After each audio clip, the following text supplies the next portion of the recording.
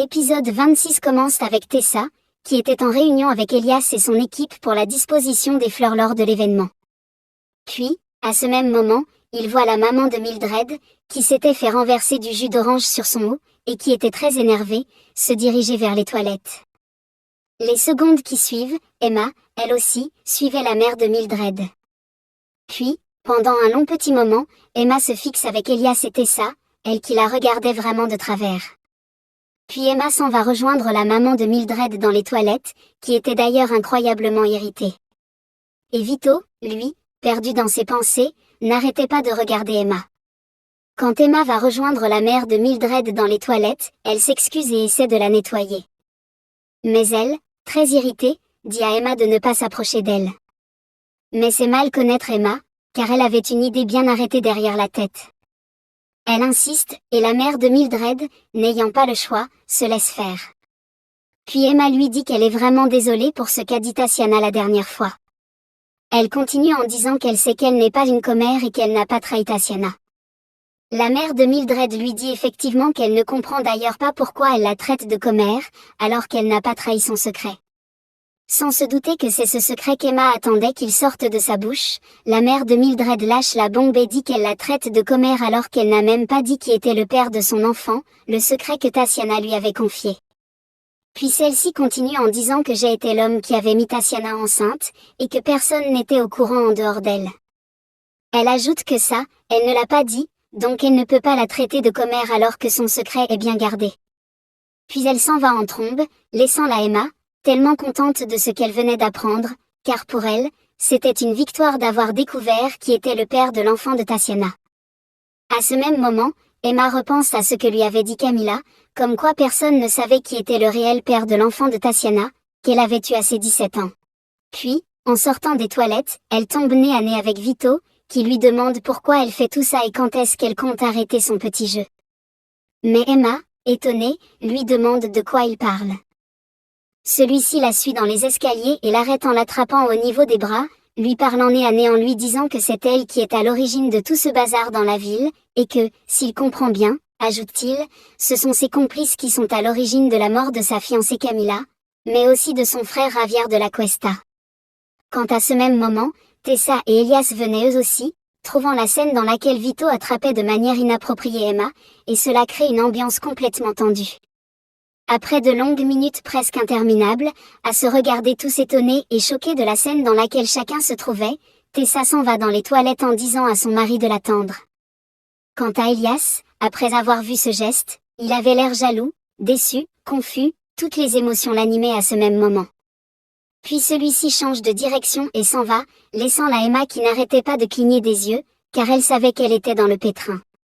De l'autre côté, Camilla était complètement énervée contre les hommes qui travaillaient pour elle, car ils lui disent qu'ils n'ont pas trouvé l'arbre dont elle était à la recherche.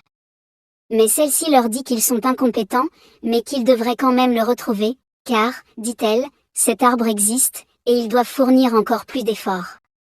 Après avoir raccroché son appel, celle-ci se met à repenser à l'appel que venait de lui faire Emma, comme quoi Vito était lui aussi à la recherche de celui qui les a tués, elle et son frère.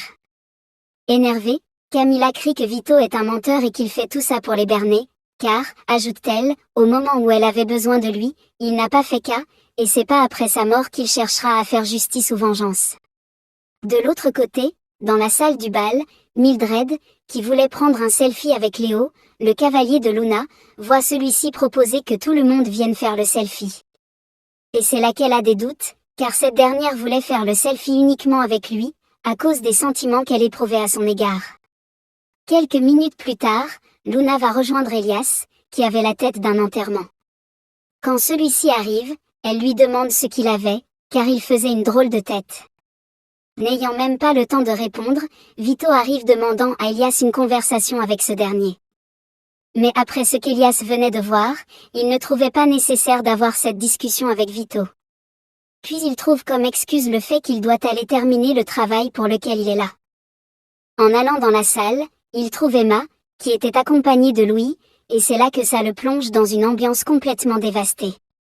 Sans oublier qu'Emma et Elias se lançaient un contact des yeux remarquable. Quant à Luna, elle, qui avait vu la manière froide avec laquelle Elias avait répondu à son père, lui demande ce qu'il avait fait. Ne trouvant pas de réponse auprès de son père, celle-ci s'en va pour avoir des réponses auprès d'Emma. Mais en arrivant, elle trouve que l'ambiance était très froide et très tendue. Puis, entre Elias, Emma et Luna, les regards étaient lourds. Puis Vito arrive lui aussi, trouvant cette ambiance dans laquelle il se jette également.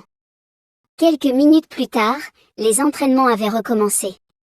Emma dansait avec Louis, et Luna, qui dansait avec Léo, trouve mieux de faire exprès de mettre son pied pour que Emma tombe.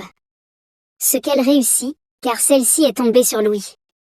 Quand tout le monde le remarque, ça crée une ambiance de moquerie. Elias, qui avait vu qu'Emma était sur Louis, était encore plus jaloux et avait l'air beaucoup plus triste que les minutes d'avant. De l'autre côté, Vito était allé demander une discussion à sa femme Tessa. Mais celle-ci, attristée par ce qu'elle venait de voir, montre à son mari une guitare qu'elle était sur le point d'acheter. En pleurs, elle dit à ce dernier qu'elle ne sait même pas qui elle a épousé, car, ajoute-t-elle, il ne partage rien avec elle, aucune passion, aucun moment de sa vie. Puis elle lui dit qu'elle ne le comprend plus, car il passe son temps à tout lui cacher, le voyage à Manille, les déplacements qu'il fait, ou même encore, ajoute-t-elle, les enquêtes qu'il fait pour retrouver qui est la mariée tueuse, ou qui a un rapport avec Camilla. Puis elle lui dit qu'elle voulait acheter cette guitare parce qu'elle sait que c'est sa passion, et qu'elle aurait aimé partager sa vie. Mais Vito lui dit que ce n'était pas la peine, car il y a belle lurette qu'il a arrêté de jouer à la guitare. Sentant que son mari était complètement cachotier, celle-ci, en pleurs, s'en va. Mais Vito tente de la rattraper, sans succès. Pendant ce temps, dans la salle de répétition, il se mettait encore en spectacle en train de dénigrer Emma. Luna dit que le spectacle est pour bientôt, mais jusque-là ils n'ont pas encore maîtrisé le pas de danse, et qu'en plus de ça, ils ont une « cassos » qui est Emma. Emma, qui ne comprend pas le geste de Luna, lui rappelle qu'elle est tombée parce que c'est elle qui l'avait fait, sinon elle ne serait pas tombée. Mais Luna lui dit de ne pas l'accuser et de ne pas mettre sa maladresse sur elle. Louis, qui lui aussi était tombé avec Emma, se défend en disant à Luna de ne pas être mauvaise et d'assumer que c'est elle qui les a fait tomber. Ne s'accordant pas sur qui dit la vérité, alors Emma décide de poser la question à Elias, qui était juste là pendant leur répétition, de savoir s'il a vu quand Luna l'a fait tomber. Mais Elias, qui était déjà en colère contre Emma, dit d'un ton froid qu'il n'a rien vu, puis il s'en va, laissant l'ambiance toute tendue. Et quant à Luna, elle était très contente de la réaction d'Elias. Plus tard, Emma, s'étant rendue chez Marichou, trouve les deux assistants de Marichou et discute avec eux. Ceux-ci lui disent qu'elle est amoureuse d'Elias, et que l'attitude qu'ils ont va simplement la rendre mal, car elle ne pourra pas supporter son attitude envers elle. Mais Emma leur dit qu'elle s'en fout royalement de l'attitude que peut avoir Elias, car s'il veut goûter, alors qu'il le fasse, elle ajoute qu'elle ne le retiendra pas. De l'autre côté, Elias, qui s'était rendu à la pépinière, était accompagné de son père. Celui-ci, voyant la tête que faisait son fils, lui dit d'arrêter d'être aussi stupide et de croire que Vito est en train de courtiser Emma. Il continue en disant que c'est complètement absurde de sa part de penser cela. Mais Elias dit à son père qu'il ne peut pas comprendre, et son père lui dit d'être lucide et de retenir que la seule femme et le vrai amour qui a existé pour Vito, c'était Camilla. Et il lui précise, en même temps, qu'Emma n'est pas du tout Camilla, alors il faudrait qu'il arrête les conneries qu'il est en train de faire. Puis il s'en va en disant à son fils de se ressaisir. Dans la maison de la Torre, pendant la nuit, Emma ne trouvait pas le sommeil. Puis elle se met à repenser à ce que lui avaient dit les assistants de Marichou, comme quoi, lorsqu'on est amoureuse d'un homme, on ne trouve plus le sommeil, surtout lorsqu'avec cet homme nous sommes en froid. Et là, Emma se rend compte de la vérité qui planait sur ses yeux. Puis celle-ci décide d'aller boire de l'eau. En voulant retourner dans sa chambre, elle entend des pleurs.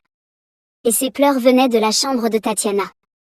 Quand celle-ci s'avance discrètement, ouvre la porte, elle observe Tatiana à chaudes larmes, avec une pierre dans la main, en train de pleurer à chaudes larmes. Mais Emma ne comprenait pas pourquoi Tatiana pleurait aussi fort. Quand, à ce même moment, elle entend un bruit, c'était Juan Felipe. Celui-ci, en entendant les pleurs, se dirige vers la chambre de Tatiana et vient l'arrêter, la suppliant de ne pas faire cela. Mais Tatiana continue de pleurer, encore et encore.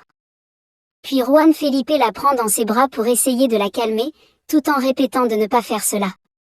Emma s'était immédiatement enfuie dans sa chambre de peur qu'on la trouve en train d'écouter aux portes. Le lendemain matin, Tatiana appelle Emma pour lui dire de se dépêcher, car elle avait rendez-vous avec le styliste pour l'essayage de ses robes. Puis Tatiana s'en va, laissant la Emma qui, après le départ de cette dernière, se précipite pour entrer dans la chambre de Tatiana et découvrir ce que cette dernière pouvait bien cacher. Très apeurée et angoissée, Emma n'arrêtait pas de lancer des soupirs pour chasser sa peur. Puis elle se met à fouiller. Après un petit moment de fouille, elle tombe, dans le tiroir, sur une boîte dans laquelle il y avait une carte, avec une adresse et une maison. Quand, à ce même moment, l'une des domestiques de la maison de la Torre rentre dans la chambre de Tatiana, trouvant la Emma, elle lui demande ce qu'elle faisait là. Emma, en tremblant, lui dit que Tatiana l'avait envoyée récupérer quelque chose. Mais la domestique ne la croit pas du tout. Quand, à ce même moment, Juan Felipe vient taper à la porte, la domestique sort et lui dit qu'Emma était déjà descendue, et qu'elle était juste en train de nettoyer sa chambre. Après le départ de Juan Felipe, Emma est étonnée que la domestique l'ait protégée et lui demande pourquoi elle a fait cela. Celle-ci lui dit de ne pas s'inquiéter, car elle est là pour la protéger. Elle continue en disant qu'elle travaille pour Almeida. Précisons que Almeida, c'est le nom que Camila donne à tout le monde dans sa nouvelle vie. Alors Emma, un peu perplexe, lui dit que pourtant, celle-ci ne lui a jamais parlé d'elle. Mais la domestique lui dit de ne pas s'inquiéter et de partir avant que quelqu'un ne la trouve dans cette chambre. Plus tard, Emma appelle Camila pour lui rendre compte de ce qu'elle avait trouvé dans la chambre de Tatiana. Alors Camila lui dit d'aller vérifier l'adresse et voir ce qu'elle peut trouver, et de la tenir informée par la suite. Après leur conversation, Emma demande à Camila qui est la dame de ménage qu'elle avait vue, et qu'elle s'appelle Ayem, si elle la connaissait. Celle-ci lui dit de ne pas s'inquiéter, si la dame de ménage lui a dit qu'elle ne l'a pas vue, alors qu'elle considère cela comme normal.